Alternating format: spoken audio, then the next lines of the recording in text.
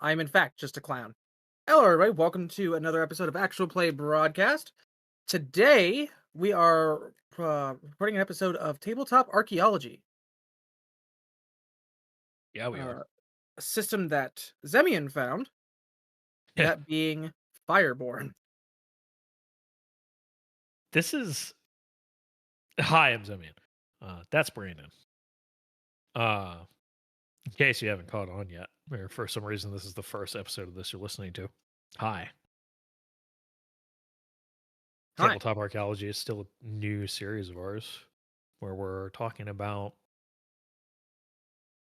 not necessarily super old, but RPGs that maybe have been lost to time. Some of them are explicitly just older RPGs, or at least have a really aged history. This RPG that we're talking about today is what initially inspired this series, because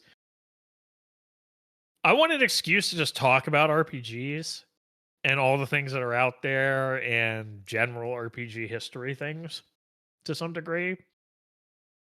And then I came across this and I was like, we have to do this, because even after all these years, still coming across RPGs that I've never heard of before.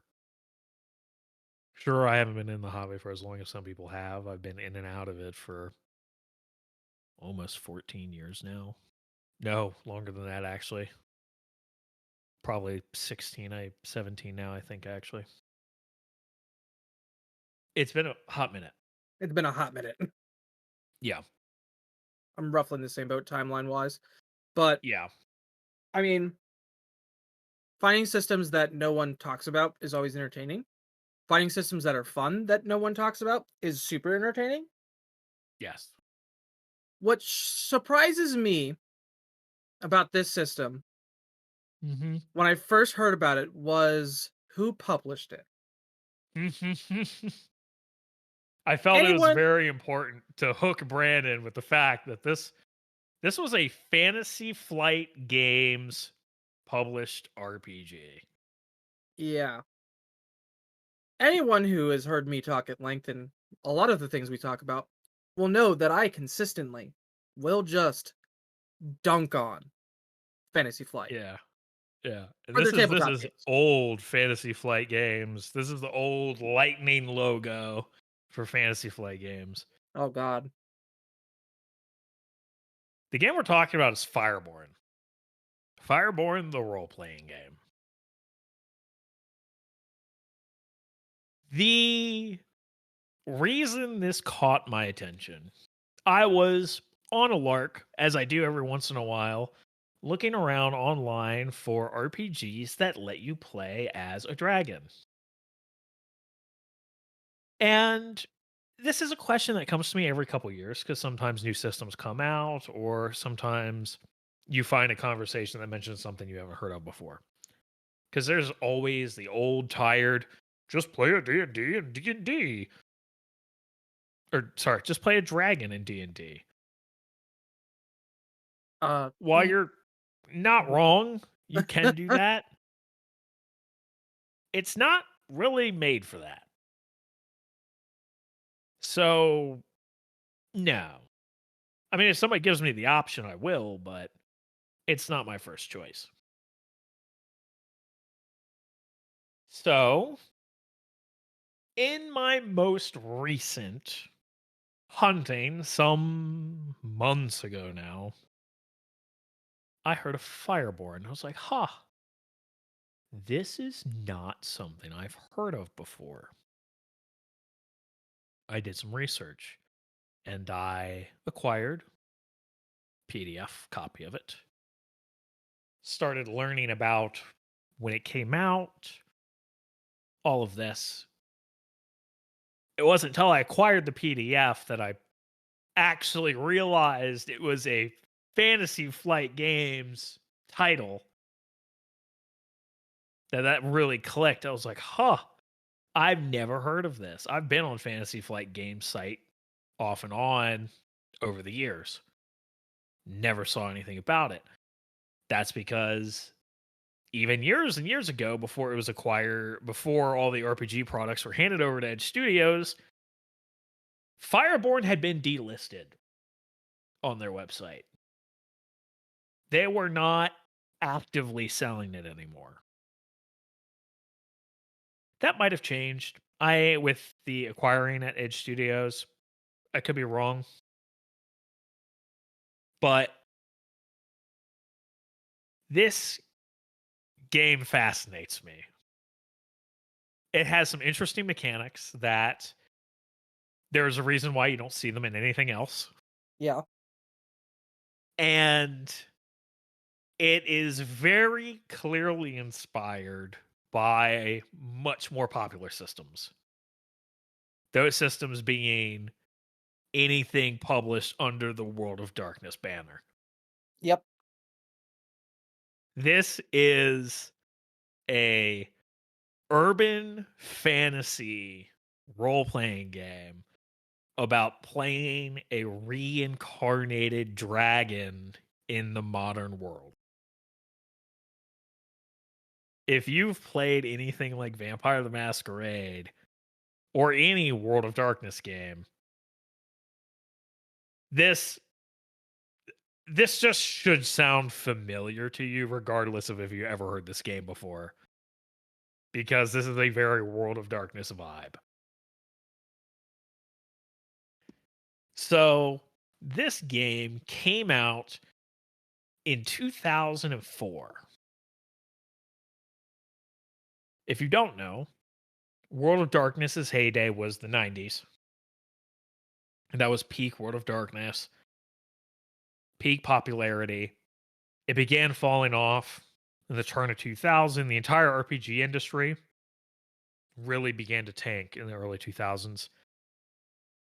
Some would argue that's because of D20 systems at the time were, well, it was because D&D at the time was not very popular. So the entirety of the industry suffered, is what some would have you believe. How true that is, I think there can be some debate, but there's something to be said about D&D is oftentimes the gateway drug into tabletop RPGs, so if it suffers, everything else does. I think there is something there. That said, World of Darkness had its last major game line in Demon the Fallen, releasing in 2002. Orpheus came out a little bit later, but Orpheus was, I wouldn't call it a major game line. Most people don't even list it as a game line on its own It was not when they met talk well. about World of Darkness games. It's not necessarily it was not met well. It's just it wasn't exactly something a lot of people wanted to play, really. Like But we're money. not here to talk about Orpheus. Fireborn comes out after World of Darkness begins their new World of Darkness, which did get met with a very poor reception. Some people did like it. A lot of people were super against it because World of Darkness had its whole apocalypse thing happening, and then they were rebooting the setting and systems and everything. It was a way to wipe the slate clean and start anew, and a lot of people didn't like the new direction. So, with World of Darkness popularity going down the shitter, this seems like this came out at a very opportune time to try to cash in on that very World of Darkness vibe with the setting and such. So in this game, you very much play a human, but you have the reincarnated soul of a dragon. However, there is also the caveat you are expected to have scenes play out in this game where you flash back to ancient times and play your dragon component. And you actually have a separate character sheet for your dragon, which is much more powerful, which is cool. It is a little bit extra bookkeeping, but it's cool. Now, I'm of the mind, why shouldn't I be allowed to play a dragon in the modern times as well? Let me shapeshift, motherfucker. But still, playing a dragon in a urban fantasy game sounds cool. The system here is interesting, though. Interesting is a word. Yeah, I it was a choice. so yeah. There are shadows of another system that Fantasy Flight put out that I absolutely despise. And I feel like they tried to breathe new life into what they were doing, into an IP that I am very familiar and very fond of, and I didn't like it. Going back and reading through Fireborn, I see where they had a history of interesting decisions for dice mechanics. Well, and this is where I will give them credit. Sometimes you just gotta try something. Yeah. Do I think some of this should have even made it into the final product? Absolutely not. Some of it is interesting ideas. So, the main mechanic in this game that is going to kind of surprise you if you've played other RPGs, you have 4 stats: fire, wind, water, earth. Unless there's actually 5. I might be blinking. No, there's 4. Okay. Just making sure I'm not going fucking crazy. So you have these 4 stats. You have a very like point buy character creation. You buy up to what you want. You're kind of there's a couple different configurations that you're more than likely going to end up with. You're going to be a little bit more evenly spread, or you're going to have one thing that's a little higher and one thing that's a little lower. And that's generally how it's going to go. Nothing crazy. Yeah. The interesting part about this is this is a dice pool system that uses d6s, as I recall. Yep. And you get to, during scenes, take dice from one attribute and temporarily shift them to another attribute so that you can essentially focus your efforts on certain things during a scene. So you can, in a fight, if something requires you to make a fire roll, you could move 2 dice out of your wind into fire and get to roll more dice for that fire roll. I'm not sure on all the specifics for the limitations of how often you can do this. I think once you do it once, you're committed for the scene or something like that, but I could be wrong. But my main focus is this is an interesting mechanic. I think this was a cool idea. I think it's something that was worth trying. Obviously, the game was not super popular. Although I don't blame this mechanic for that. I think it's a combination of things just between the time it came out, but then also the combat. But I think this idea of being able to shift values around is cool. If you were playing something where it made more sense. Yeah. Here, I don't think it makes more sense. What immediately came to my mind when I was thinking of places it would make sense would be, say, you were playing a game where you were playing, say, something like a ghost or some other kind of spirit, where you may not necessarily be as hard defined by something like attributes, where you are instead more defined by your passions or focus. And so your values can shift around. I think mechanics like this have a place for that kind of game. But seeing it in a very World of Darkness type game, I was like, that's a choice. It is very much a choice that I don't really agree with. But I get the feeling that they might have been sitting in the planning room going, "How do we make it look like we did not explicitly copy White Wolf here? How do we not just rip the storyteller system for our game?" How very Fantasy Flight of them. And this is what happened.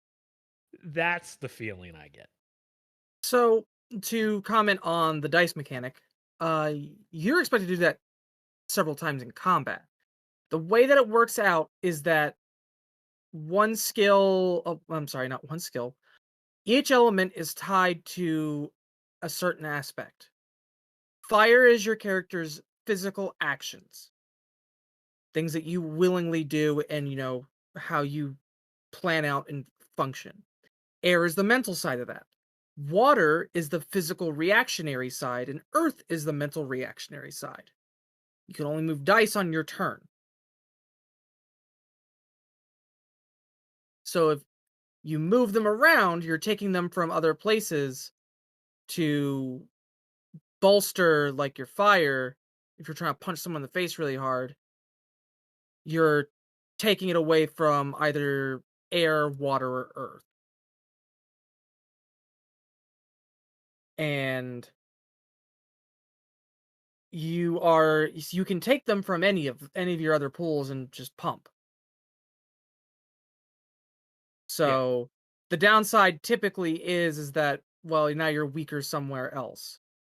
I'd argue that, you know, typically you're going to move your mental reaction stat into fire the most often, if not your mental action also into fire on your next turn. Because why not? I'm currently fighting someone. I have no reason to do that.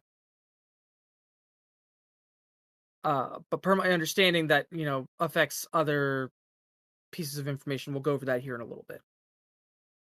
Yeah. I want to get this out of the way real quick. This is just my last little bit of salt towards FFG for now.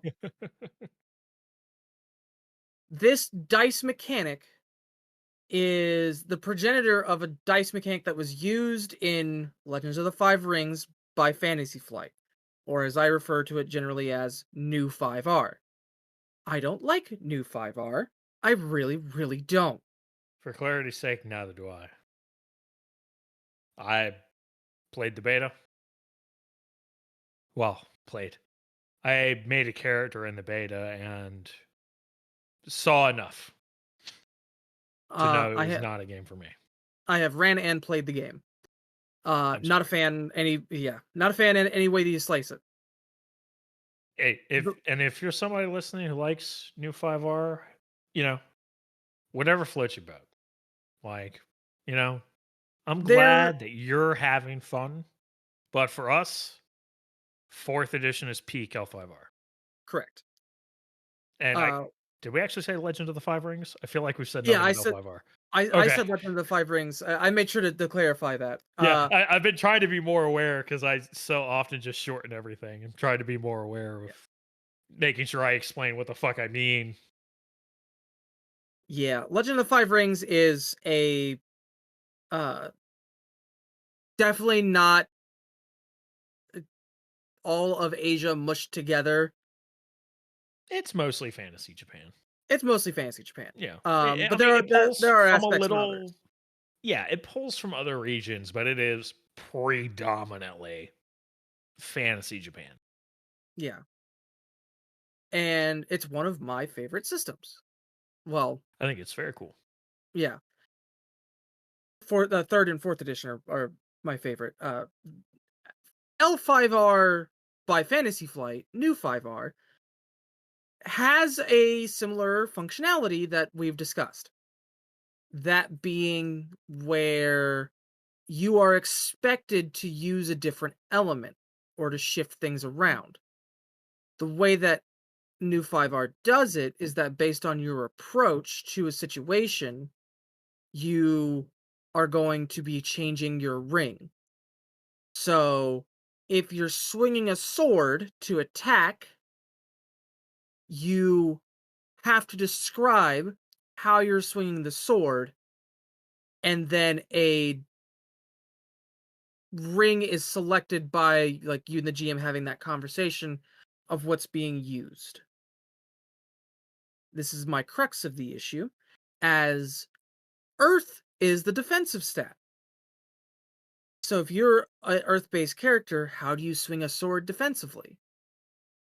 There are answers to that question, but not everyone's going to have that answer. So you're going to have this character who made big tough guy, meant to fight things, and then he goes, "Oh, I'm going to parry that attack and chop them back." It's like, "Cool, you're rolling your water ring now." Why?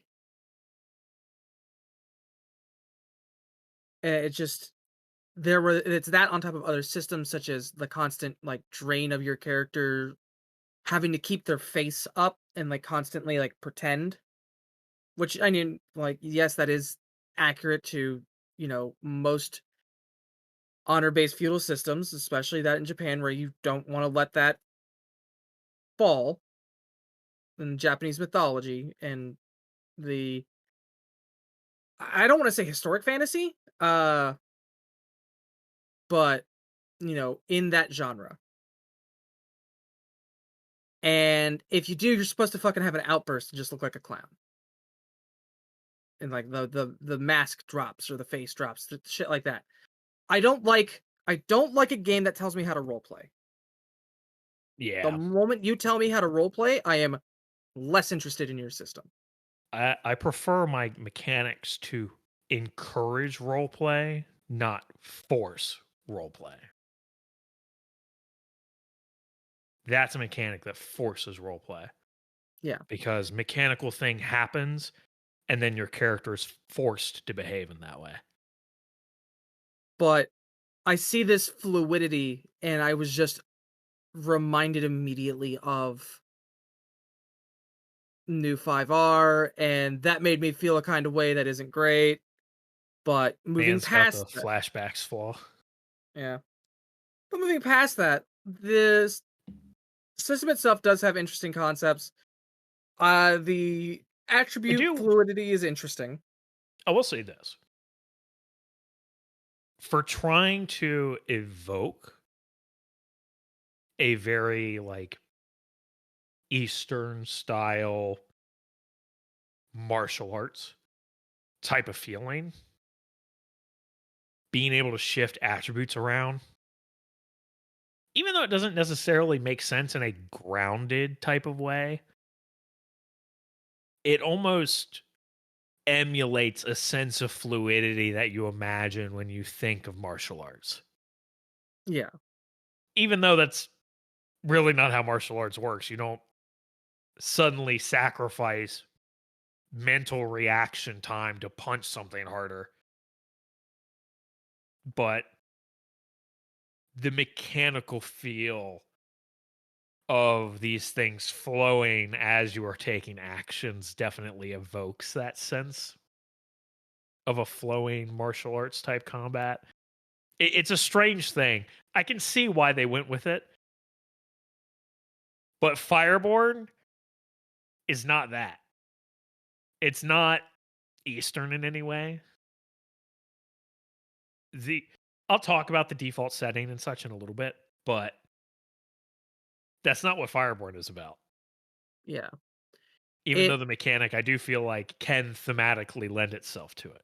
A lot of the theming in the book when I was reading through it is very like either heavily inspired or heavily leans towards trying to be a kung fu movie.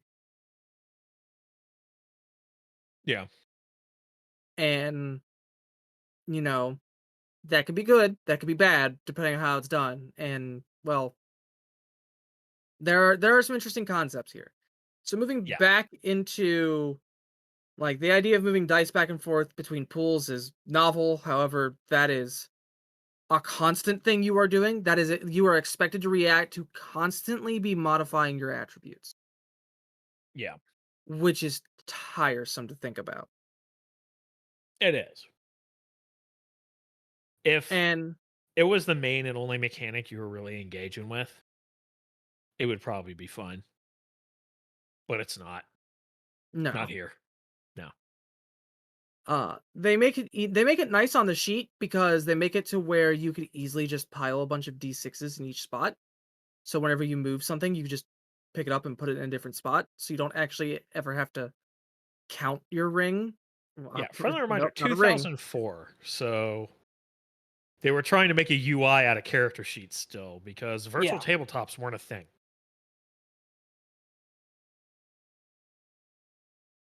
they So, were not even in their infancy. no. So, that said, character creation, you very much face down this mechanic. There's not a lot to really say about character creation here. It's some pretty bog standard stuff. It's got about what you would expect. The big real standout difference here is that you do make your dragon, which is interesting. It I just sit here and I'm just like, why isn't this just the sheet? Why do I have to play this puny human man? Why is it always like this? Every time this conversation happens about playing a dragon, people are like, here, just play this game, but flavor it as being a dragon instead. And I'm like, fuck you. Let me play a dragon and feel like a dragon. Get away from this reflavoring shit. Oh, here's a game where you can play as a dragon, but most of the time you're playing a human. Fuck you! Let me play the dragon! Which you can do with this system. You could just say, fuck it, we're not playing the human part and just play the dragons and ancient times part. Big monster. Game doesn't want you to do that, but technically, you can do what you want. RPG police are not going to kick in your door and steal your books. Yeah, this it's Fantasy Flight, not Hasbro. Well, chances are, I mean, I was going to say this earlier. We can trash Fantasy Flight all we want because they don't even produce their own books anymore. Nope. Edge Studios took that over a couple years ago. So they can't even get mad because they have to face the facts. They're bad at it. And they lost their rights to do it. So, But w- the I don't like the idea of having to make two characters. I speak on that from a GM perspective, not from a player perspective. I'm constantly making characters as a player and a GM, but if you told me, "Hey, you need to get your players to make two characters." I'm like, "Oh, fuck." And then when you tell me also they're not supposed to make their second character until you reach an important part in the story, they're not supposed to be done at once. I'm like, "Oh, extra fuck." yeah. It is a fight to get these fucking people sometimes to make their own characters. I could only see it working in the context if they didn't know what they were playing. Somehow, you didn't tell Yeah. them what the system was and stuff. You just got them on board with the basic campaign idea without telling them everything. And then you hit them with a shock and been like, you're a dragon now. Like you remember something and now you're a dragon. You drop them in that scene and then you say, hand them a second character sheet, hand them the book. Now make your dragon. That's the only real way I can see that flying. Oh To be god. like middle of the campaign, make a new sheet for this other part of your character. I mean, that is how it intends for you to do it, is that during the first flashback they make the second character. But the problem is they know they're going to be playing Fireborn. 99.9% of the time, you're going to know what you're playing when you sit down at the table. The chances of actually getting a group of players together without telling them what the system is and just getting them to just flat out accept whatever it is you picked to run, low. Very low. Especially in this day and age. Yeah, I mean that's also still 2004 like late 90s mindset. Yeah. Um so yeah, I mean it's not great. We for decades we've already had like werewolves in World of Darkness where you shapeshift and your stats get enhanced. Why couldn't we done this in Fireborn? The role-playing game technology for having multiple versions of yourself has already existed and is handled better than this handles it. So this kind of went backwards, technologically speaking, in that regard, anyways. Yeah. The thing And I really, yeah, go ahead. no, absolutely, go ahead. Oh, I'm gonna move on. So if there's something you want to add to this, Oh no, I was about to move on too. I was about to move on to like how skills function in this game. oh, yeah, sure, go ahead. Because I was just gonna ignore the skills. I didn't feel So, like they were talking about, but if you want to talk about it, by well, all means. there is a specific part that's worth talking about. When you're using a skill, and that's not like melee punch stuff combat, there's only two attributes that matter: fire and air. Fire physical, so lift gate; air mental, hack the planet. So there are certain aspects of this that are annoying because there's no reason to be for them to be built that way other than the fact that they're trying to fulfill a gimmick. And that makes me upset. The gimmick is admittedly kind of neat, but only kind of neat, and overall just effort to keep track of, which if you're a GM and you have given explicit instructions to the party before with an NPC or said something that you definitely said should be noted and they don't do that, do you really trust them to constantly shift their dice around? Just a thought. Now Fair. that does sound a little bit like, oh, you're that's kind of antagonistic, Brennan. No, it's I've ran for several groups, and there's always at least two people in the group who I cannot trust to keep track of their own sheet and consistently gave it to me to bring back every week. I do not trust that person to handle resources. I do not trust that person to record information because they can't even remember to bring a piece of paper for the thing that we agree to do once a week at the same location every week. So, moving on from Yeah. that,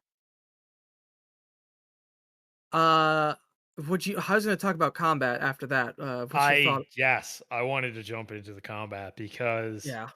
the combat was a fucking choice. I was flabbergasted reading how the combat worked, All right. and Before we it talk, raised a lot of questions. I think I could see what they were imagining in their mind because it definitely feels more cinematic and immersive. But then actually sitting down and thinking how does this play? How do you run this? What happens in this scenario? This scenario? This scenario? And I did some research. Definitely was not the only person asking those questions.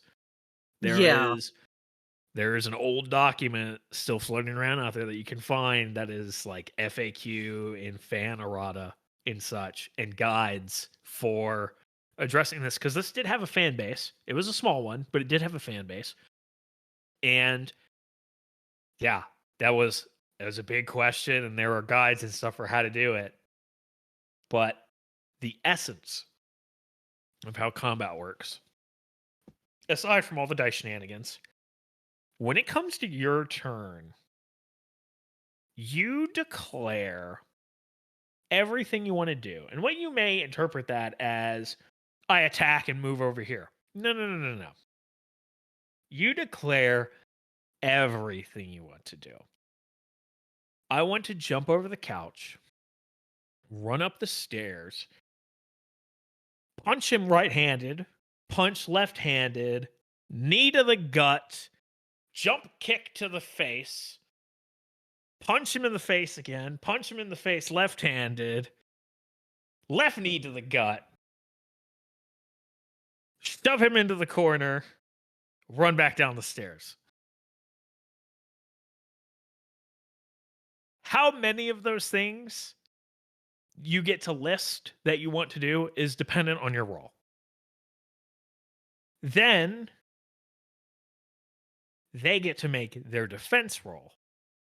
how many successes they get determines how many of those actions they neutralize, and it neutralizes from the last thing you said all the way down until they run out of successes. So if they get more successes or equal successes, they utterly negate everything you were planning to do, which raises some questions, especially when you're doing things at a certain range, depending on what actions and what order you did them in. But wow, sounds cool at first, but then you think about running it, and it's like, God. yikes. That fucking headache. Awful. Horrendous. Terrible. I I like the idea of moves and sequences. I do. I like the concept of it, Yeah. but Conceptually, it sounds great. yeah. It's the in practice part, though, that is just because I mean, as a storyteller, you would effectively have to sit there, get out a notepad, and write down the sequence that the player is saying so that when you roll, you can perfectly recall what the sequence was. Because these sequences can easily be, from what I understand, 5, 6, 7, 8 steps. And if you're a dragon, they can be longer because your numbers are bigger as a dragon. Yep. So, yeah, you're going to have a lot of steps in these sequences, and you're going to have several of those steps be neutralized. So, you have to have a perfect order of these things. And it just takes longer than just rolling dice, man. Sure, it's cinematic and it's cool and it sounds fun, but I got enough to track. I don't need to be writing down people's sequences, and getting players to write down the sequences are just going to make their turns last longer Yeah. because Because I they'll sit mean, there and like, oh, let me grab my notepad and oh, let me write this down, or let me, go to my private channel and start writing this in my Discord or whatever. Like, it's too much. it's too much. Also, thing I want to point out real quick. Pages 16 into 17 goes from full color to black and white. Oh yeah, I did want to have a section of just talking about the book, Okay. the book itself. Yeah. Well, then I have a number of notes there, so we'll get back to that. But I Yeah. just wanted to let folks think about that for a second. Yeah, we'll But come back to it. so combat is interesting for the aforementioned reasons, and it has some interesting aspects delivered into it. One such interesting combat aspect is known as dueling delayers. I'm just going to read what I have here. And I quote: there may be times when multiple combatants want to wait each other out to see what the other does. In such cases, any character may delay their initiatives with the delay action, even past initiative. 1. A character may delay until the negative integer of his initiative, at which point he must act. This ensures that the character that is the most on the ball can wait to see what everyone else does, if that is to his advantage. So Yeah, Werewolf if does a you similar thing if you where have an initiative it's of like 7, you wait till -7 to just pop off. yeah. Werewolf does something similar. Not exactly like that, but they do it where the better you are at initiative, the last you act, so that you can respond to things. It's to simulate you being able to react better to what everybody else is doing, which is cool. But it's honestly something every group I've been in has house ruled that away and done it similar to Vampire Initiative, where it's just big number go first. Would you like to rage actions? Yes, please. I would like to turn in 3 rage and turn the guy in front of me into a bloody pulp. Thank you, smile. Yeah. Which is fine. It still works. But yeah, it's an initiative system that comes up every once in a while that the better you are at initiative, the last you go, which is interesting. And most people don't like it for understandable reasons because, well, going first in a very action economy focused system is valuable. It is. Who'da thunk? You can just end someone's entire fucking existence in a single go at it. Yeah. The all in all, sequences are a wild concept that, if they had thought out a little bit better, I think would be interesting because it has that like fluid motion kind of like I'm doing all of this shit because I have the dice to, and I have the actions and successes to, which is neat until, people start interrupting that somehow. And I mean literally somehow. How do you stop the guy with the gun from walking away? Like, if a guy with a gun says, I shoot and I walk away, how does your two successes stop him from walking away when you're fucking 200 feet down the street? Tell me. How does that work? The answer is it fucking doesn't. Yeah, Makes which is no why the fucking sense. FAQs and erratas had to be a thing. Because a lot of people had the same question. It's fucking ridiculous. Yeah. Uh, it's it's a time. It's a time, but I don't. There are aspects of this game that are neat, but I don't like, and then there are just aspects of the game that I don't like. This would have been a really cool World of Darkness game. That's my takeaway. This has the elements of being a World of Darkness game without the actual solid storyteller system behind it. And it makes me a little sad because God damn it, White Wolf, where is my dragon game? Dragon D's You nuts. you could do mummies but not dragons? Come on, No, man. no, yeah, no. The No, the dragon Macaulay don't count, WAD fans. Don't come at me with that shit. they Can you the, play a dragon as a Macaulay? Yes. How many Macaulay games have you been in? we play only Macaulay games. Bullshit. Um, Tech. Talking about some of the skills. Tech is an interesting kind of catch-all skill. Is a neat concept, but it's broken into 3 sub skills. So, yeah, you put points in the tech. Which tree of tech did you put it down? And it's not. It's neat. I don't think that making them sub skills was the right idea. Because you essentially say, "Oh, I'm tech. What kind of tech are you? I'm mechanical." So you know nothing of computers. Correct. So World of Darkness has computers and then tech. Yeah, I They're separate skills. imagine. Yeah. Yeah, imagine. At least in 20th. I can't say about earlier editions, but Yeah, you know. edges. It's nice to see that in the edges they clearly separate the flavor text mechanics. Sometimes those things can get buried and mixed together. Yeah. At this point, I guess I'm fucking talking about the layout of the book. Yeah, you know what? Let's talk about the book. It's a fucking mess. I Actually, hate it. before we get to the book, Okay, I real quick wanted to touch on the setting. I don't have a lot to say about it, but fair. urban fantasy game about dragons. The default setting is London. Okay, sure. Would have been cool to have some other options as well. Just sure.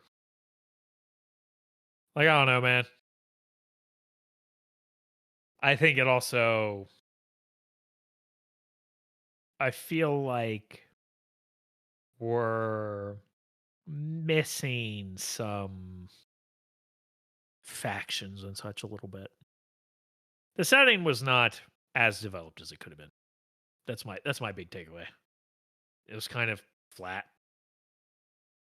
No, They the definitely only were urban fantasy game where you're a dragon. That was the main focus here. They didn't really consider the setting too much. Yeah, the only that's settings long and that short. Fantasy Flight has ever published that were complete were ones that they took from other people. Well, now we definitely have to talk about Midnight, Ah, you hate which me. is, from my impression, definitely not Lord of the Rings, but kind of darker?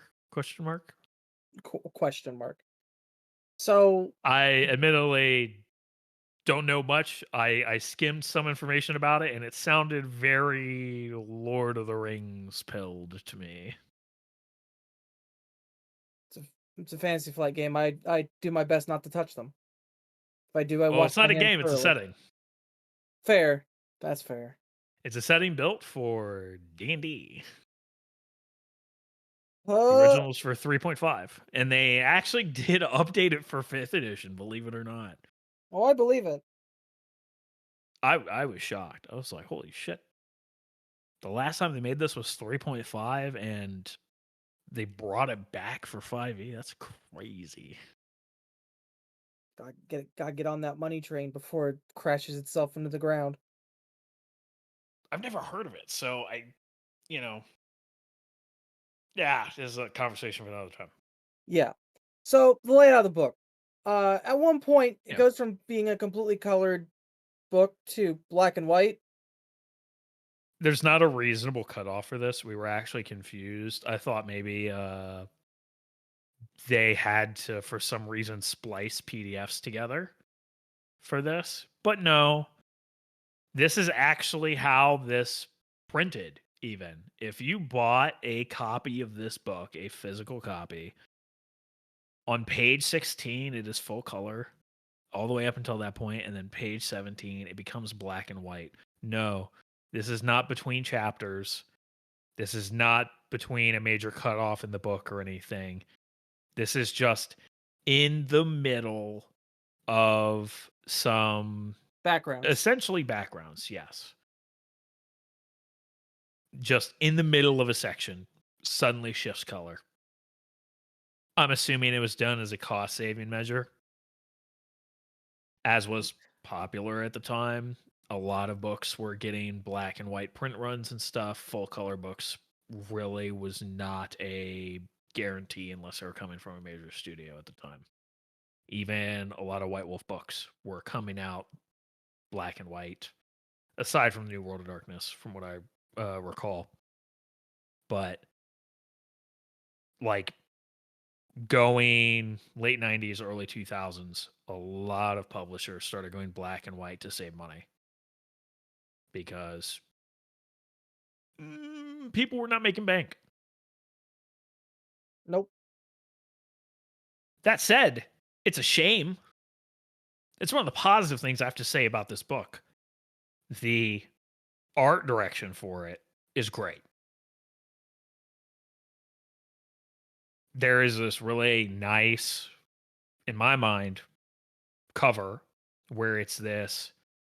I'm not even sure what to call it. You're the more of an art guy. Maybe you have a good term for how to describe the background. I want to say Uh, grungy. grungy, yeah. It's Because this not just it's not grungy splattering of red and orange. that reveals a dragon's eye, Yeah. Which which I'm a sucker for simple covers. I'm not a huge fan of covers that are like, and here's like 5 different characters and a set piece for the background. For whatever reason, and I'm sure it's, my brain just built different. I've come to accept that in life.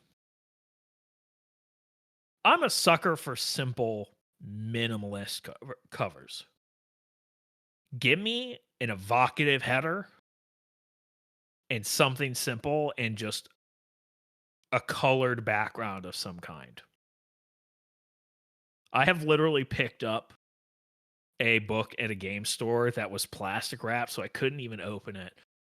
And black cover, just the name and a dude on it. And then a vague description on the back cover. I was like, I don't know what this is, but I'm in. I bought it. Knew nothing about it. That book was Black Void. I bought the hardback. Knew nothing about it. I was surprised to find out it was a Kickstarted game that had made its way into game stores. Crazy. Super Still haven't uncommon. gotten to run it. Interesting game. Interesting game. One day we might have it on the pod. One One day. day. But yeah, so I like the cover. I think the Uh, cover's cool. I think the cover's fine. I run into issues when we get inside the book. Really. Yes. So, Please do elucidate me. yes. I am sick and fucking tired of these 2-column fucking text layouts. I literally saw it and rolled my eyes. Okay. All right. Now we're gonna beef. Okay. You haven't opened a 5th edition vampire book and it shows. Yeah, that's fine. There are some. Because here's the thing. Here are your options. It's 2-column or this shit just goes across the page. And let me tell you, I don't know if you've opened our development PDF yet. But that shit does not look good without columns. And here's the thing, like 2 columns can be good. There's a reason why it's done often. I don't think it's done well here when you have all of this fucking special shit going on in the background. Especially when you have the colored version where it's a saturated orange up top in the margins, and then as you go into the body of the text, body of the page, underneath the text, it fades. That way, it's legible, but it's still more visual shit in the background. Yeah, having the images that are behind the text, I understand. That is ridiculous. It's unnecessary. It does affect readability. Bad move. Yeah, because the thing is that they did it perfectly. That way, it fits exactly 1 column on either end of the book because they have it mirrored. So on Yeah. the left-hand page, it takes up like the first quarter of the left-hand column, and then right-hand page, right-hand corner of the column. I think at the bottom, they did the right thing and didn't have it invade too much into the body of the information. I come from an amount of layout design, so I apologize. And it's fine. They even have it on, if you look at page 9, they even have it where it kind of bleeds in to one of the actual images that they're using for art. And that's fine. It's this top margin shit. Yeah. I do like outside of that going underneath text, I do overall like the top and bottom margins with these. I want to call them tribal tattoos. If you haven't looked at the book, they're not as cringy as you're probably imagining. But they have that vibe to them. But it's done with all of these other symbols and icons that are in the book. So it's just this consistent theming of just this is what the game is. Yeah. You even though there's probably no cultural significance to like the dragon culture or whatever that they had in mind when they were doing this, it still evokes that sense. It gives a sense like this is what dragons in this world are. This is a part of their identity. And so I think it's cool. I think it's evocative. I like that. And it really makes me sad that it suddenly shifts to black and white. Because overall, aside from those complaints, I find this book really aesthetically pleasing. And then you hit the black and white, and it looks like a ghost of its former self It looks like a scam. because they still have all of these designs, all of these headers and footers, but you know, all the color is drained out of it. And yeah, it's unfortunate. That said, I didn't want to talk about the art. The art's great. I I love like the the art art. in this. Yeah. Yeah. I again, you've probably dug this home a little bit. A lot of the art makes me go, "This is WOD." Yeah, this is WAD and fucking dragons. Yeah. They do not My shy away from just like, here's a dragon in London just yeah. hanging out on a roof. Here's like a dead ghost dragon thing. I'm not even sure what that is supposed to be. No, I'm not There's like I a don't know. skeleton of a dragon, and then there's like another dragon that looks like it's decaying, maybe, and then there's like a tentacle monster thing. Like they, the art in this is cool. It's very evocative. There are absolutely art pieces that are very World of Darkness pilled. There is one where there is a lady in ripped jeans, short sleeve shirt. She's got a little bit of cleavage going on. One of her arms is scaling out with long claws, and then she's got this long tail that's coming out from behind her with like this really sharp tip.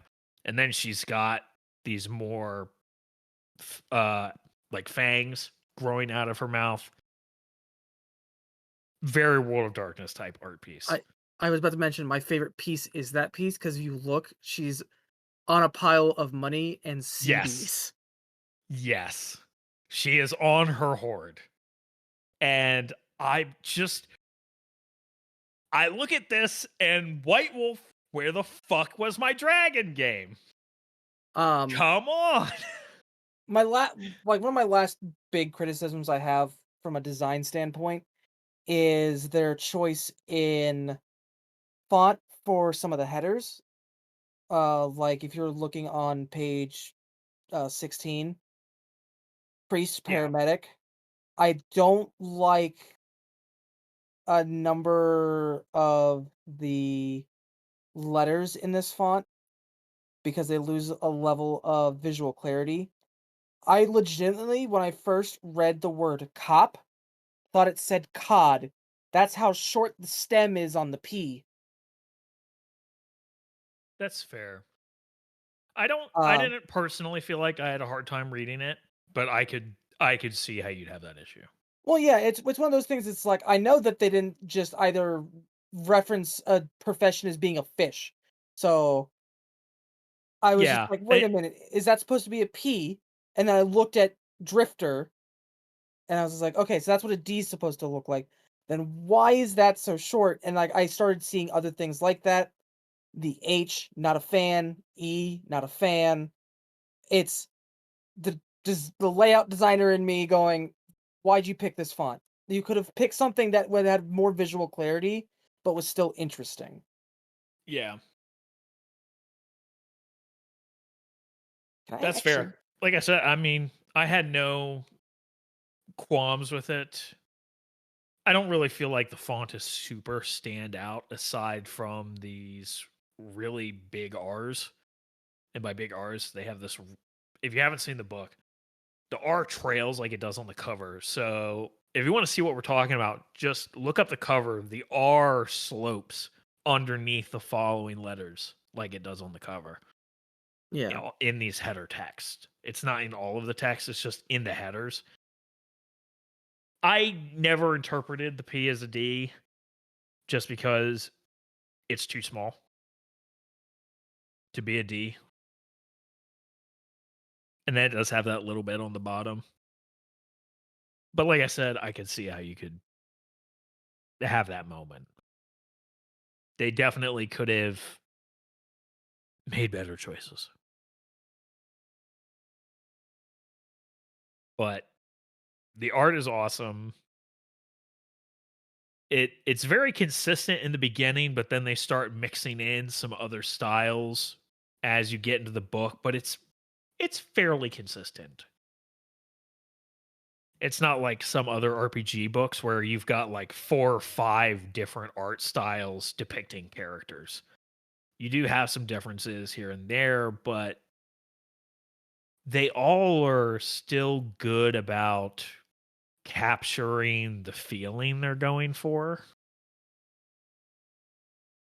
but also still evoking, like, they're capturing this borderline World of Darkness vibe, but then they drop a dragon piece and it evokes that sense of wonder again.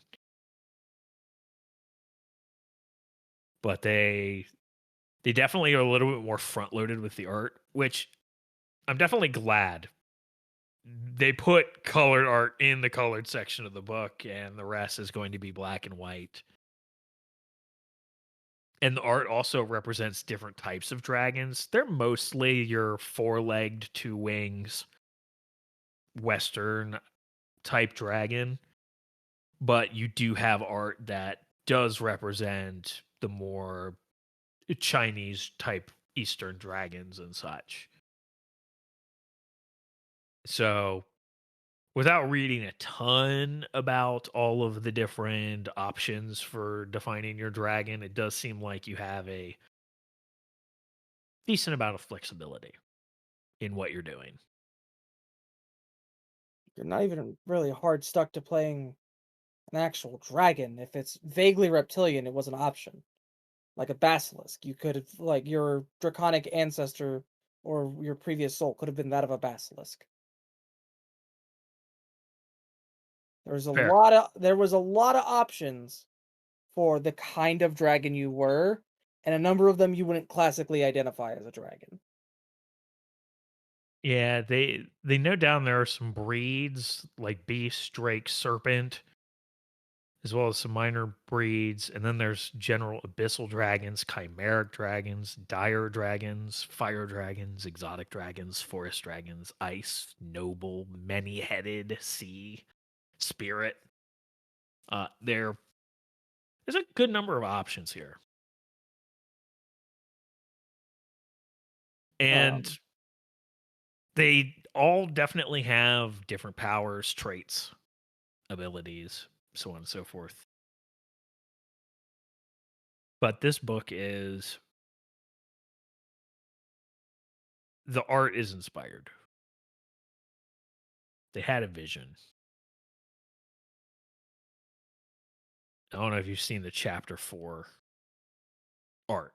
I think I have. That's a really good piece. It's one of Pull my it up. favorites. What page is It's chapter like 4 for? really fiery. It's 77 of the PDF. Yeah, it's a fucking crying shame that it's not in color.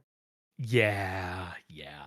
Really good piece. Big old maw of presumably a dragon. And then there's a dude who also has like these really long locks of hair. And the hair is kind of blending in with maybe this dragon hat. Oh no, I think the dragon does just have hair. But it looks almost fiery in how it flows.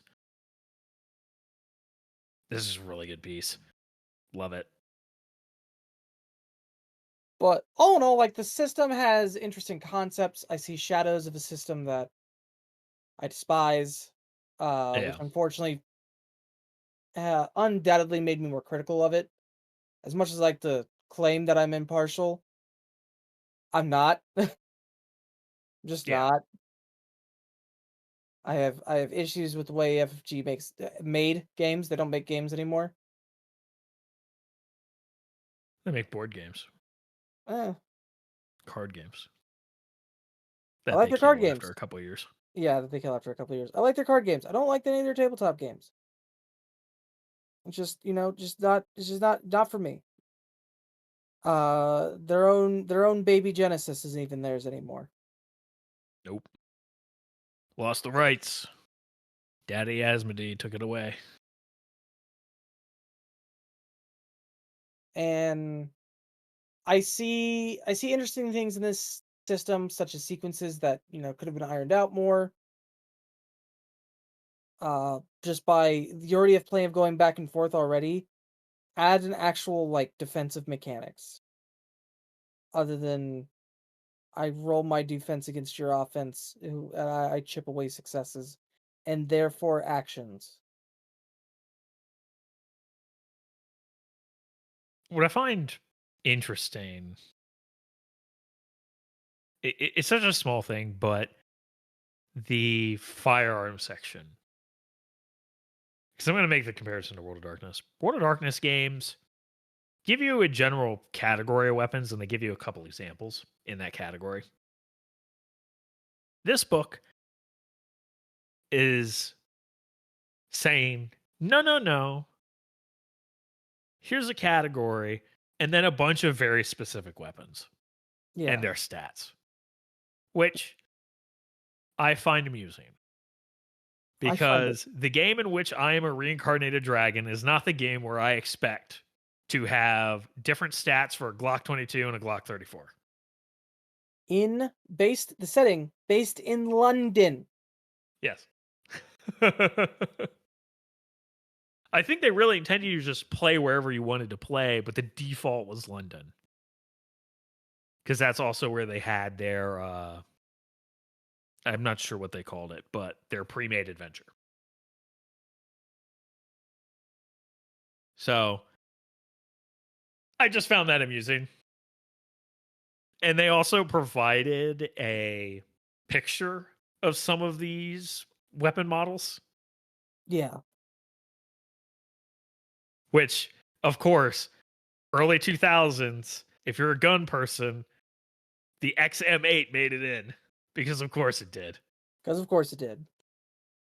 If you're not a gun person, the XM8, there was a point in time where everybody thought the XM8 was the gun of the future. It was something of, I almost want to say a fan favorite, even though nobody adopted it as their mainstay weapon. It's just how things played out. Yeah, But there was an obsession with it being, because it looked like a future gun. It looked like something you'd expect to see in a sci-fi movie of a future assault rifle. or like in a fucking video game like Halo. Yeah, yeah. You could drop it in a sci-fi game, and other than people that know their guns, wouldn't blink twice at it. But yeah, but what makes it even better is then you get to armor, and then they're like hide, leather, chainmail, scale mail, plate mail, and then fire suit, isolation suit, Kevlar. Which, it's always fun to see games that do cover multiple eras, so you get to see chainmail next to Kevlar. It's just amusing. Yeah, Or, games like Vampire, where you might actually just have a dusty old fuck that still has this old suit of chainmail laying around. Because vampires. as long as he took care of it. And yeah, so they have rules for both vehicles that are actually just horses and boats from way back when, as well as modern motorcycles and cars and stuff. And you bet your ass, like the guns, they list specific examples, or not examples, specific things with specific stats. For example, a Ford F450 pickup truck, a Toyota Sequoia, a Dodge Durango, specifically a UK Army Jeep.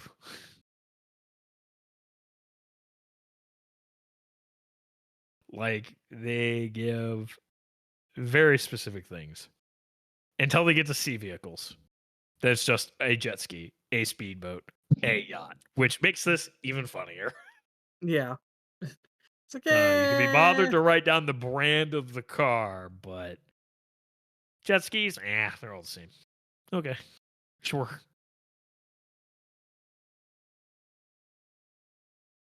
So yeah, they include a bunch of stuff. They cover some other equipment too, like backpacks. Backpack, yeah. Not really sure if I needed stats for a backpack, but okay. But you got him. You got him. You don't fucking do about it. Not use it? Yeah? Oh, shit. Okay. Just the more I look at this book, the more I want the timeline where we had a White Wolf Dragon game.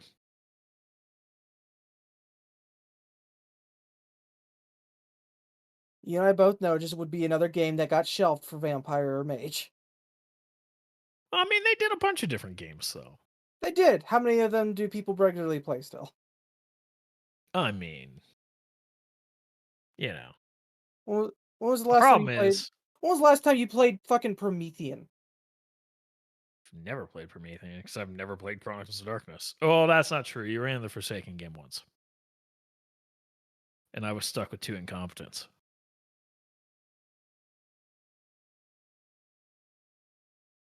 Remember, Brandon? Remember the incompetence? I remember. I remember. I remember. God. But Oh. finding New World of Darkness or Chronicles of Darkness games that aren't paid games in this day and age, challenging, to say the least. Just got But a little spark of hope. the reality is the game lines that are popular because playing those things is a common fantasy. Playing a werewolf is a common fantasy. Playing a vampire is a common fantasy. Playing a mage is a relatively common fantasy.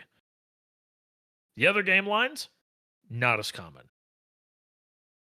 Not everybody exactly dreams of being a fairy or a demon Or a ghost. or a ghost Or a mummy. or a mummy. Mm. One day, maybe, hopefully, one day. Maybe. I would sure like to. One day. But a dragon is a very common desire to play as. It's a question that comes up all the time. What games let me play a dragon?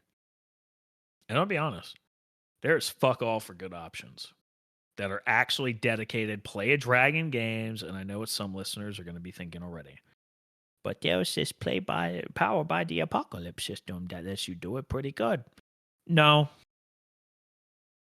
No. No. I don't agree. You're free to feel that way, but I don't agree.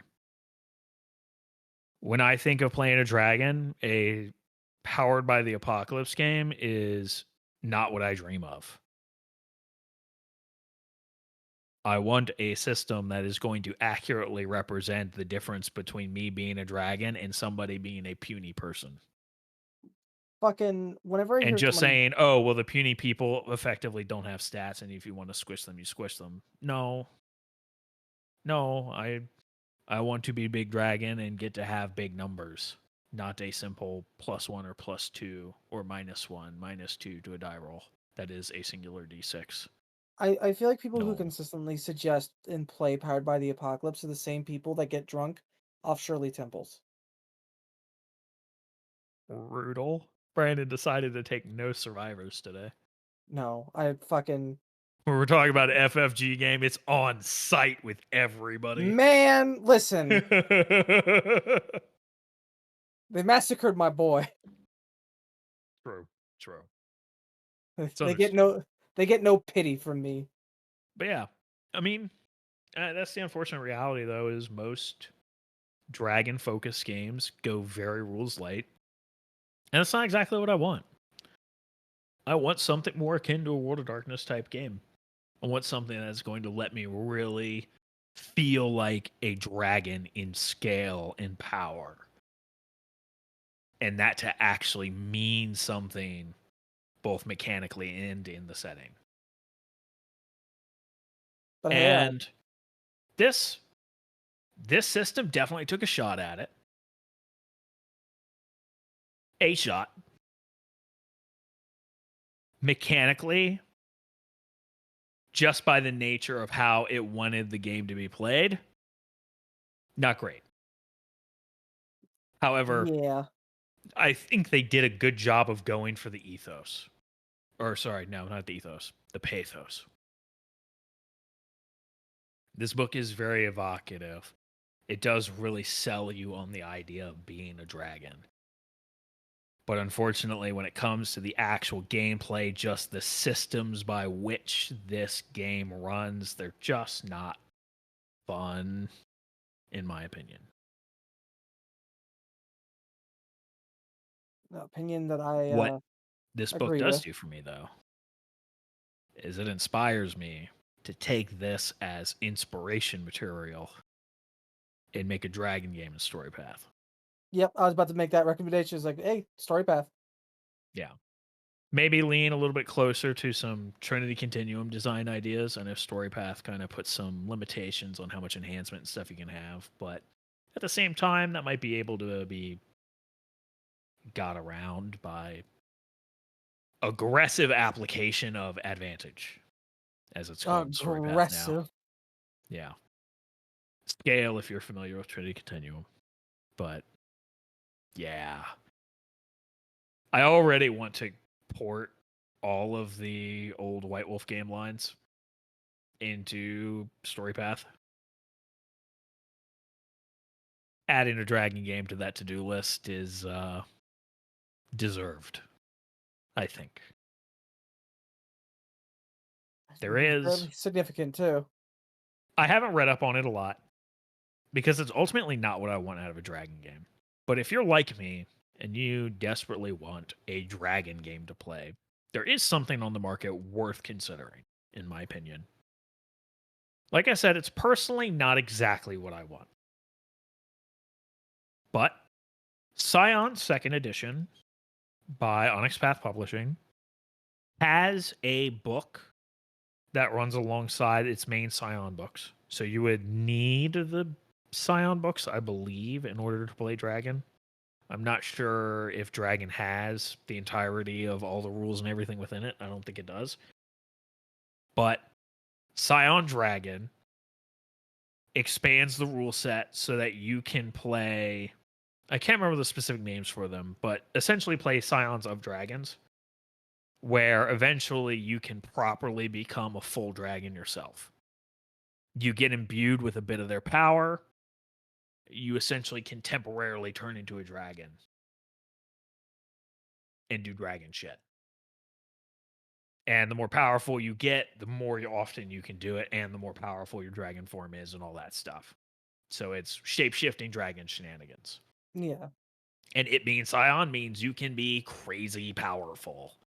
Because Scion scales up into doing god shit if you do not know. Now you know. Scion is fucking wild. Yeah. And the Dragon book, from what I understand, gives some guidelines of playing at really high power levels as dragons, because dragons don't exactly scale in the same way Scions do. But if you're looking for a dragon game that is already out there, that is one I know about that is absolutely worth checking out. For sure.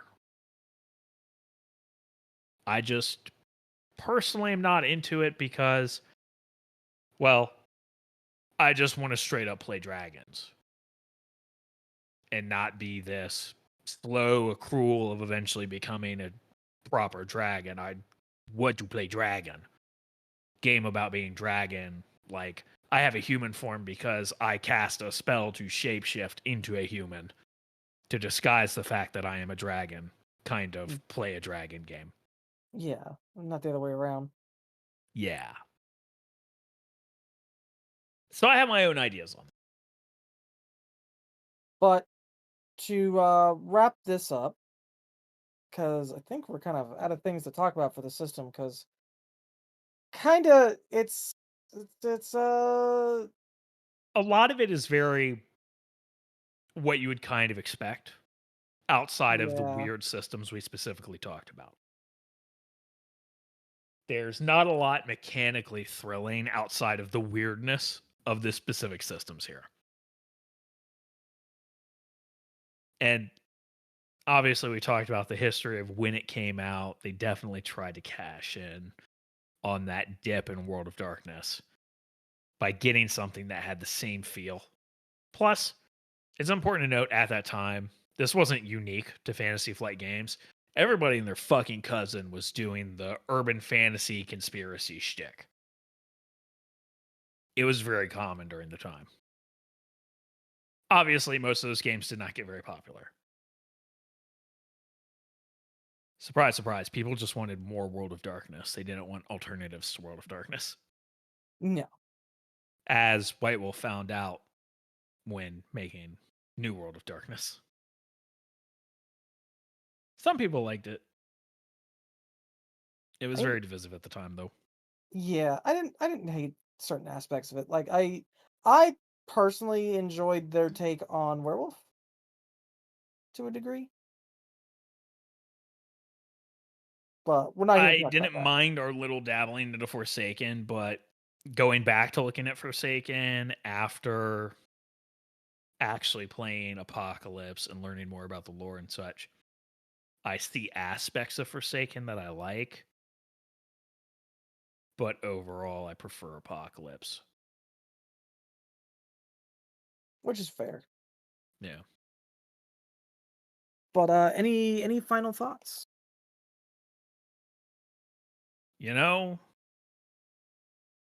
somebody's got to make a proper dragon game.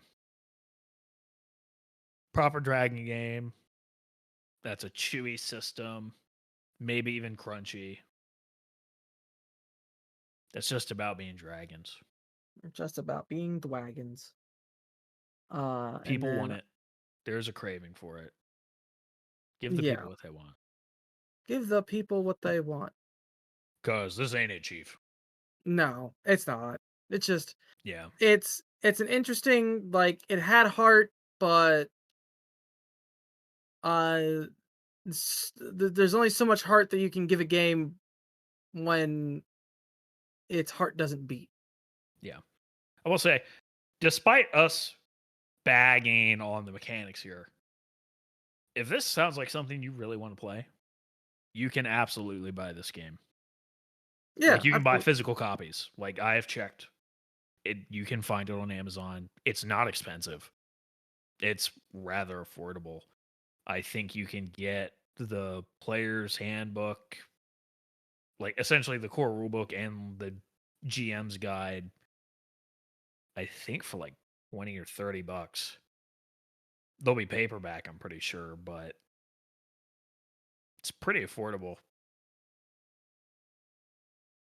Um Fantasy Flight stick to making card games. I don't know, maybe actually support the card games you have now. Just saying. It's also a good idea, all two of them now. Actually, I Yeah. think it might actually be down to I one. I kind of refuse to buy into any card games after buying into Android. I bought into And Android. Star Wars Destiny and both of those things being canned after a couple years. So that was great.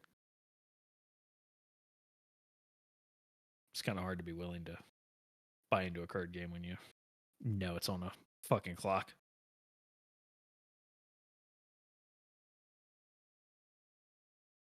Yeah, it's hard to want to buy into anything that way. Yeah. Maybe the lesson we learned along the way was FFG, get your shit together. Just get all your shit, put it in a bag so it can be together. Get your shit together. Get like so close to just doing it right, and you just fumble the bag. Do better. Just do better. That's all we ask, is do better. So, I don't know about you. I have an idea for what we're going to talk about next time. Okay. I'm not saying we have to alternate. I would like to alternate where we can, but if you don't have any ideas, I do have one Okay. that I would like to do because it's vaguely related to this. But I think next time we should talk about first edition OG Vampire the Masquerade. We can do that. I will have next to no knowledge in the Yeah. basis, so Neither will I, other than there were less options. Like there were less vampire options. And back then, the Sabat just were the bad guys. They were not playable. I mean, they're always bad guys, but they were not playable. They were enigmatic villains. They just did terrible things. They were monsters. And aren't the we all? default assumption was that you were Camarilla, which, who boy, I do hate the cam. Oh boy, fuck that. Yep. But I But think it would be very amusing because I also haven't looked at the first edition book ever. The farthest back I've ever looked has been revised because all I play is 20th. So I think it'd be really fascinating to go back from my perspective to see first edition, to see how different it is from 20th, how much of it is the same, but also to see where the shit all started with White Wolf. Because if you don't know, Vampire the Masquerade is what kicked off White Wolf as a company for realsies. It started off as just vampire, and then suddenly there was werewolf, and then years later they've got a handful of major game lines. So I think it would be some really fun RPG history to look at. we could do that. Yeah. Well, you heard it here first, folks. Next time on Tabletop Archaeology will be Vampire the Masquerade First Edition. Indeed. Going way back in RPG history, anyways. Way back. But I want to thank everybody for joining us on our little trip down uh I almost said memory lane. I don't have no memories of playing this game. No, Uh not at all. I just thought it was fucking neat. yeah. And it'd And be like cool we'll to talk definitely about. yeah. Yeah, I think it is cool to talk about. It's cool to look back on previous design decisions, especially around the time. Yeah. Because I know we've Uh touched on it a few times with this idea of tabletop RPG technology. Because it kind of gets talked around and people don't explicitly say it, but tabletop RPGs are constantly developing. They're constantly finding new ways to develop new and interesting mechanics to represent things. New ways to represent things, new ways of accomplishing things. Sometimes simplifying, sometimes complicating, but constantly developing. And if you look at RPGs as a technology and then look at how they've changed over time, it starts to make a lot more sense why certain design decisions are made. And why sometimes, in Fireborn's case, we get experiments that just don't work. You see it in technology all the time. People develop something thinking it's going to work a certain way, and then it just doesn't. just doesn't. Or something in RPGs that happens, well, historically it's happened quite a bit. Somebody makes an edition, and then they make another edition. People prefer first, people prefer second, and then they say, okay, well, what if we take the best parts of first and second edition and make the penultimate edition that will fix the player base issue? Insert the meme comic strip of now there are 3 options and there are 3 fan bases. You see this Which is all the time. wild to have to worry about. Yeah. So that's definitely like one of the goals of tabletop archaeology is talking about how, you know, tabletop role playing game technology changes. And this one was a good example. Like Harn was a good example of crunchy system design and to some degree how far you can take things. And Fireborn is, well, example of sometimes not all developments are winners. Nope. But you try things and Sometimes they stick, sometimes they don't. I do wonder how much playtesting went into this and how Uh, wide the playtesting group was. uh, Because I think it would be unfair of me to say there was no playtesting. I feel like I remember seeing a credit for playtesters. Yes, the inner cover page does have a playtester list. That said, I'm pretty sure some of these playtesters also have credits for other parts of the book. So, take that for what it is. I'm not both. entirely sure. I haven't read every name involved in this, but it's also not a huge list of playtesters. No. So, this game may not have been exposed to a lot of people, and hence these mechanical decisions were like, yeah, our play groups jived with it pretty well. Well, when you're only doing it with, 24 people. Especially if you're doing it with people that are familiar with a variety of games. It can be easier to get some of these concepts across. So yeah. But I think here's my prediction for next time. When we talk about mhm. Vampire, my prediction, so it's on the record, my prediction, without having looked at the first edition of Vampire, mechanically, a lot of the core concepts and designs will still be there.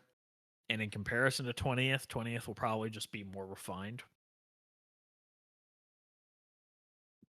But I imagine there is probably going to be some small things that I'll probably pick on that you won't notice that are going to be like, that was a fucking choice.